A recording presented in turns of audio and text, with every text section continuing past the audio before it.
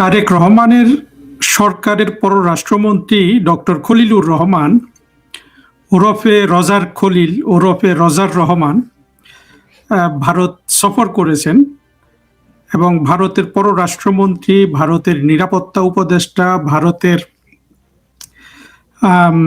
জ্বালানি তেল এবং গ্যাসের বিষয়ক মন্ত্রী এই তিনজনের সাথে বৈঠক করেছেন। আর এই সফর নিয়ে বাংলাদেশের বিভিন্ন ধরনের মিডিয়া, বিভিন্ন ইউটিউব নানান ধরনের অনুষ্ঠান তৈরি করেছে, প্রতিবেদন তৈরি করেছে, অনেক কিছু যা কিছু না তা বলেছে এবং এটা নিয়ে আমাদের মধ্যেও ব্যাপক সাড়া, মানুষের মধ্যে যে অনেক কিছু জানার। তার পরিপ্রেক্ষিতে এই ভিজিটটা নিয়ে আমি একটা ছোট ভিডিও করছি, আসলে ভেতরের জিনিসগুলো আপনাদেরকে একটু বুঝিয়ে বলার জন্য। দেখুন, যে কোনো একটা এই ধরনের সফর হলে আপনারা প্রথমে সরকারি কাগজগুলো দেখবেন। সরকারি কাগজ এখানে কি বেরিয়েছে, বাংলাদেশের ফরেন মিনিস্ট্রি একটা ফেসবুক পোস্ট দিয়েছে, এটা একটা প্রেস রিলিজ ছোট। ভারতের পররাষ্ট্র মন্ত্রণালয় একটা ফেসবুক প্রেস রিলিজ দিয়েছে, ভারতের পররাষ্ট্রমন্ত্রী টুইট করেছে একটা, আর ভারতের জ্বালানি তেল মন্ত্রী হরদীপ সিং পুরী উনি ছোট একটা টুইট করেছেন।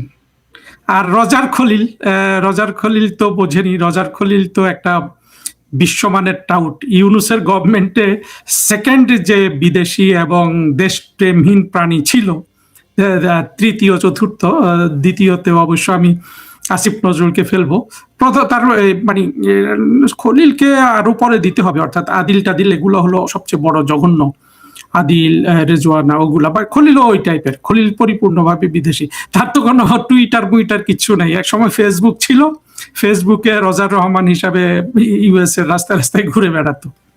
যা হোক, তো খলিলের পার্সোনাল কোনো ফেসবুক টুইটার আছে বলে আমি খুঁজে পাইনি, আপনারা পেলে কেউ জানাবেন। তো এই যে অফিসিয়াল কাগজগুলো বের হয়েছে, এই কোনো কাগজে এই ভিজিটের কোনো গুরুত্ব নাই, এবং অবশ্য বাংলাদেশ তরফ, ইন্ডিয়ান তরফ, কোনো তরফ থেকেই এটাকে দাবি করা হয় নাই যে একটা অফিসিয়াল ভিজিট, অর্থাৎ এটা সরকারি ভিজিটও না। এবং কারণটা আমরা যেটা জানতে পারলাম যে এই রজার রহমান মরিশাস যাবে ইন্ডিয়ান ওশান কনফারেন্সে আপনার যোগদান করার জন্য, সেইখানে উনি দিল্লি দিয়ে যাবে।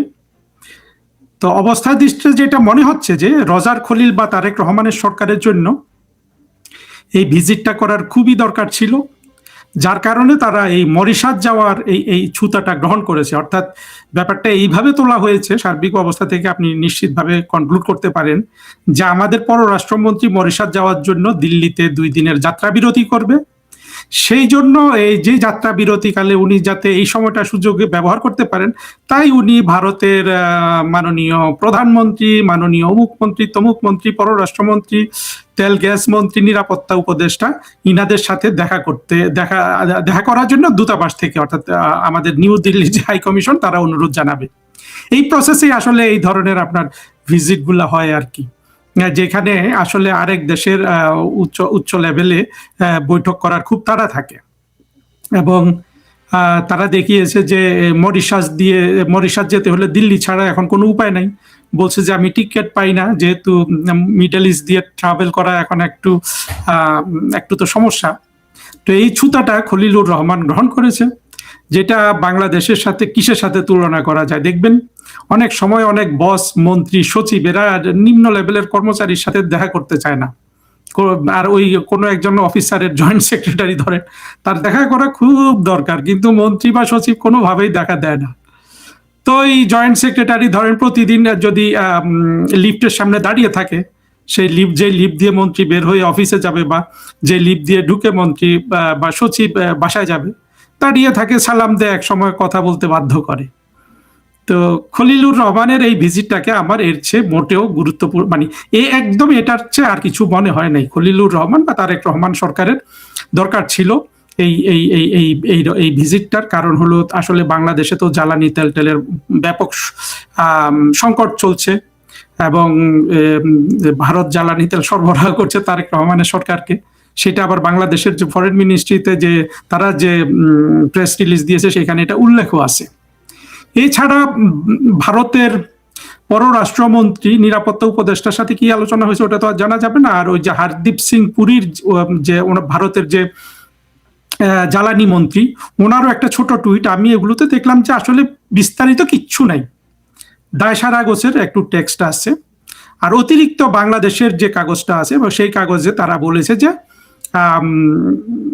এই ভারতের কাছে প্রধানমন্ত্রী শেখ হাসিনাকে এবং প্রধানমন্ত্রী শেখ হাসিনা সরকারের স্বরাষ্ট্রমন্ত্রী আসাদুজ্জামান খান কামালকে তারা ফেরত চেয়েছে। আবার এই বিষয়ে দেখবেন ভারতের যারা টুইট করেছে বা প্রেস রিলিজ করেছে, দুই মন্ত্রীর টুইট বা ওদের ইন্ডিয়ান এক্সটার্নাল অ্যাফেয়ার্স মিনিস্ট্রি বা মানে বিদেশ মন্ত্রকের যে প্রেস রিলিজ, সেখানে কিন্তু এটা নিয়ে কোনো কথা নাই।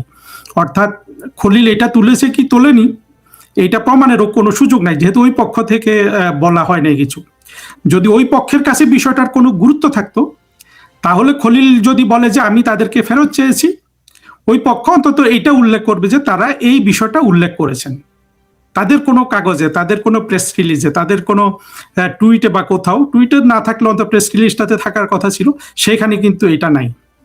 অর্থাৎ এই এই এই সাম্প্রতিককালে খলিলের এই ভিজিট নিয়ে পাশাপাশি আপনি দেখবেন বাংলাদেশের অত্যন্ত বদমাশতম সাংবাদিক, ওর চেহারাটা যেমন বদমাশের, লোকটা আরো বদমাশ, সবাই চিনেন, মতিউর রহমান চৌধুরীর মানব জমিনে নাকি কি একটা খবর বেরিয়েছে, এটা নিয়ে আবার কিছু ইউটিউবার তারা ইউটিউবের কন্টেন্টও তৈরি করেছে যে শেখ হাসিনাকে ভারত থেকে ইয়েতে কোথায় কোথায় পাঠাবে ইত্যাদি নিয়ে। এইসব আপনারা যারা দেখেছেন, যারা দেখেননি, কিন্তু এগুলা সব, অর্থাৎ এই বিষয়গুলা এতটাই মানে মানুষের কাছে এতটাই কৌতূহলের বিষয় যে এইসব নিয়ে কন্টেন্ট ক্রিয়েট করলেই সাথে সাথে 8-10 হাজার ভিউ হয়ে যায়। কিন্তু বাস্তবতা হলো যে ভারতের যে পক্ষ থেকে যেসব কাগজ বের হয়েছে সেখানে এই বিষয়ের কোনো উল্লেখ নাই। তাদের প্রেস রিলিজে বলুন বা তাদের যেটাই নোট বলুন, যেটা তারা পাবলিশ করেছে, পাবলিশ ডকুমেন্টে কিচ্ছু নাই। এখন হ্যাঁ, একটা আপনারা কেউ বলতে পারেন যে পাবলিশ ডকুমেন্টে না থাকলেও আনঅফিসিয়ালি অনেক আলোচনা হয়েছে। আনঅফিসিয়ালি হাজার আলোচনা হতে পারে, কিন্তু আনঅফিসিয়াল আলোচনাগুলোর গুরুত্ব কখন বুঝবেন জানেন? আনঅফিসিয়াল আলোচনার গুরুত্ব তখনই থাকে যখন অফিসিয়াল কাগজে দেখানো হয় যে এই ধরনের গুরুত্বপূর্ণ আলোচনা হয়েছে। অফিসিয়াল কাগজে কিন্তু ওই আনঅফিসিয়াল আলোচনা যদি হয়েও থাকে কিছু, গুরুত্বপূর্ণ কিছু নাই। অর্থাৎ পুরো ভিজিটটাকে ভারত যেভাবে গুরুত্বহীন করেছে এইটা দেখে মানে এটা খুবই তাৎপর্যপূর্ণ। ভারতের তরফ থেকে তারেক রহমান সরকারকে কিভাবে দেখে সেটাও কিন্তু এখানে একটু বোঝা গেল। আর তারেক রহমানের সরকার এই খলিল যখন ইন্ডিয়াতে, তখন তারা দুইটা জিনিস করেছে। স্পিকার শিরিন শারমিন চৌধুরীকে গ্রেপ্তার করেছে, আর আওয়ামী লীগকে সংসদে তারা পাশ করে আইনত নিষিদ্ধ করেছে। তো এই ঘটনা দুইটা কাকতালীয় হোক বা না হোক, এইটা অত্যন্ত সিগনিফিক্যান্ট। কারণ হলো যে তারা এটাকে ভারত একটু কড়া দৃষ্টিতেই দেখবে ভবিষ্যতে। এই জন্য দেখবে যে এমন নয় যে ভারত আওয়ামী লীগের ফেভারে কিছু। আমি ভারত আওয়ামী লীগের ফেভারে বিপরীতে এগুলো আসলে আমি কিছু মনে করি না। আমি মনে করি ভারত তার স্বার্থ অনুযায়ী কাজ করবে। আমি আরো যেটা মনে করি, ভারত তার স্বার্থটা ভালোভাবে বুঝতে পারে না বাংলাদেশের ক্ষেত্রে। এইখানে ভারতের প্রজ্ঞার যথেষ্ট অভাব আছে। তো সেই দিকে আজকে যাচ্ছি না, এই ভিডিওটা লম্বা করতে চাই না, কথার পেছনে অনেক কথা আসে আর আমি তো কথা গুছিয়ে বলতেই পারি না। তো যেটা হলো যে এই ভিজিটটাকে এই যে তারা দুইটা কাজ করলো, দুইটা কাজই হলো যে আপনার স্বৈরতন্ত্র কায়েমের জন্য এবং রাজনৈতিক প্রতিশোধ গ্রহণের জন্য তারেক রহমানের সরকারের যে চেহারা, সেইটা ভারতের কাছে ফুটে উঠলো। এবং ভারতে যেহেতু শেখ হাসিনা অবস্থান করছেন, সেই সময়ে আওয়ামী লীগকে নিষিদ্ধ করা, এইটা আপনি যে কোনো দৃষ্টিতে দেখবেন যে এইটা কিন্তু ভারত সরকারকে এক ধরনের অপমানের বার্তা দেয়া। সেইটা কিন্তু ভবিষ্যতেই তারেক রহমানের সরকারকে ফেস করতে হবে। আর একটা জিনিস এখানে খুবই গুরুত্বপূর্ণ, সেটা হলো আমাদের এই রজার খলিল আর তার সাথে সাথে তারেক রহমানের পররাষ্ট্র বিষয়ক উপদেষ্টা হুমায়ুন কবিরের গমন। আমি খুব কয়েকদিন লক্ষ্য করলাম যে হুমায়ুন কবির ইয়ে ছাড়া, এই খলিল হুমায়ুন কবিরকে ছাড়া বড় কোনো জায়গায় যায় না।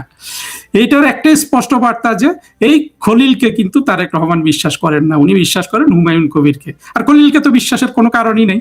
খলিলকে তারেক রহমান নিয়েছেন, মানুষ যেটা বিশ্বাস করে সেটা, যে ভারতের চাপে খলিলকে তো সবাই ডাবল এজেন্ট হিসাবে জানে, সে মার্কিন ডিপ স্টেটের দালাল, ভারতীয় ডিপ স্টেটের সে দালাল, এইটা হিসাবে জানে। আর একটা হলো যে কাজেই তাকে বিশ্বাস করার কোনো কারণ নাই। খলিল তারেক রহমানের সরকারে ঢুকতে পেরেছে কেন? এইটা ছাড়া আরেকটা কারণ থাকতে পারে যে ইউনূসের সাথে লন্ডনে তারেক রহমানের যে মীমাংসা হয়েছে, সেখানে খলিল একটা বড় উদ্যোগ গ্রহণ করেছিল, সেটা হতে পারে। তো যে কারণেই হোক, খলিল হলো তারেক রহমানের সরকারের মধ্যে একটা কাঁটা, এবং খলিলের মতো দেশপ্রেমহীন এবং অত্যন্ত চতুর এবং সুন্দর সুন্দর কথা বলতে পারলো খলিলের কিন্তু আপনার ইয়ের কি বলে চাটুকারিতার দীর্ঘ ইতিহাস আছে। যেমন ইউনূসের চাটুকারিতার দীর্ঘ ইতিহাস আছে। ইউনূস যে বিশ্বসভায় এত উপরে উঠেছে, এটার মূল কারণ কিন্তু ইউনূসের চাটুকারিতার দক্ষতা এবং পাবলিক রিলেশনসের দক্ষতা, অর্থাৎ মানুষের সাথে যোগাযোগ রক্ষা করার দক্ষতা। খলিলেরও সেই দক্ষতা আছে। খলিলের সাথে নিশ্চয়ই আওয়ামী লীগের অনেক লোকজনের কানেকশন আছে। সুতরাং খলিলকে নিয়ে তারেক রহমানের যেমন হৃদকম্পন আছে, আবার আওয়ামী লীগ সরকারেরও খলিলকে নিয়ে, এই ধরনের টাউট বাটপার দালালদের নিয়ে আসলে আতঙ্কের কিছু নাই। এবং এই ভিজিটটাকে আমি অবমাননাকর হিসাবে দেখি।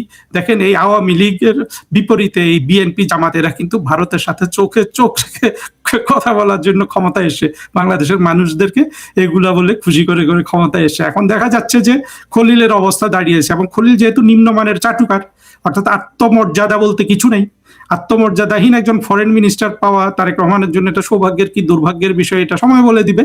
কিন্তু আপাতত এসে ওই মন্ত্রীর সাথে, যে জয়েন্ট সেক্রেটারি মন্ত্রীর রুমে ঢুকতে পারে না, মন্ত্রী যার সাথে কথা বলে না, তার সামনে কথা বলার জন্য সিঁড়ির সামনে দাঁড়িয়ে থাকা, বা মন্ত্রীর রুমের সামনে দাঁড়িয়ে থাকা, বা লিফটের দরজার সামনে দাঁড়িয়ে থাকা, মানে ওই মন্ত্রীকে, ওই জয়েন্ট সেক্রেটারির কথা বলতে বাধ্য করার মতো একটা সফর এই ইয়ে করলো, খলিল করলো।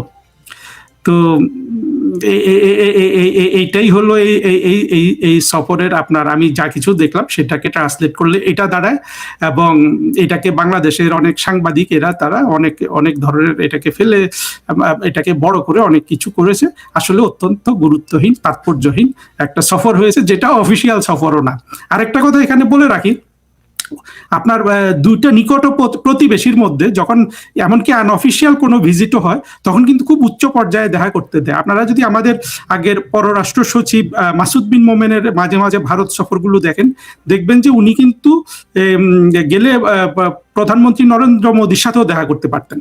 এটা কার্টেসি দেওয়া হয়। এবং ভারতের পররাষ্ট্র সচিব আসলেও বাংলাদেশের প্রধানমন্ত্রী দেখা করে। এগুলো প্রতিবেশী দেশের মধ্যে হয়, দূরবর্তী দেশের মধ্যে এত হাই প্রোফাইল, মানে একজনের থেকে আরেকজনের পদবীর যে ডিফারেন্স, সেখানে হয়তো এরকম দেখা সাক্ষাৎ হয় না। খলিল পররাষ্ট্রমন্ত্রী হওয়া সত্ত্বেও কিন্তু মোদী সাহেবের সাথে দেখা করার সুযোগ পান নাই।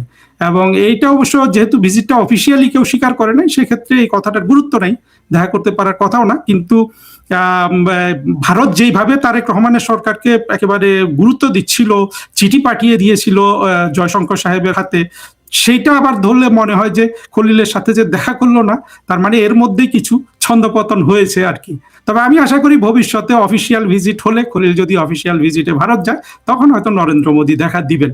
তবে দিবেন কি দিবেন না সেটাও আমরা আগ্রহের সাথে লক্ষ্য করতে পারি। তা আপাতত যেটা হলো যে খলিল যেটা গেল, মানে একজন চাটুকারের যে জীবন, একজন দাসের যেই জীবন, পররাষ্ট্রমন্ত্রী হিসাবেও এই রজার খলিল ওরফে রজার রহমান আর এই নামের এই ডক্টর খলিল সেই জীবনই যাপন করছে পররাষ্ট্রমন্ত্রী হিসাবে।